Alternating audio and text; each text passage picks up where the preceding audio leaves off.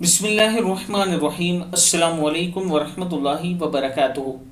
आबिद राजा channel की तरफ से आज मैं अपने दोस्तों को रसूलुल्लाह सल्लल्लाहु अलैहि वआलिहि वसल्लम का एक फरमान बताऊंगा। मरने वाले के साथ कौन सी तीन चीज़ें जाती हैं। हज़रत अनस बिन मालिक रज़ियल्लाहु ताला अन्हु फरमाते हैं कि रसूलुल्लाह सल्लल्लाहु अलैहि वआलिहि वसल्लम ने इरशाद फरमाया, मरने वाले के साथ तीन चीज़ें जाती हैं, फिर दो चीज़ें वापस आ जाती हैं, जबकि एक चीज़ बाकी रह जाती है। मरने वाले के साथ इसके घर वाले और इसका माल और इसके अमल जाते हैं। इसके घर वाले और इसका माल तो वापस आ जाता है और इसका अमल बाकी रह जाता है। सही मुस्लिम की हदीस है। फिर सुन लें, मरने वाले के साथ तीन चीज़ें जाती हैं, इसके घर वाले, इसका माल और इसके अमल। इसके घर वाले और इसका माल वापस आ जाते हैं, यानी उसको दफना के उसके अमल वहीं रह जाते हैं।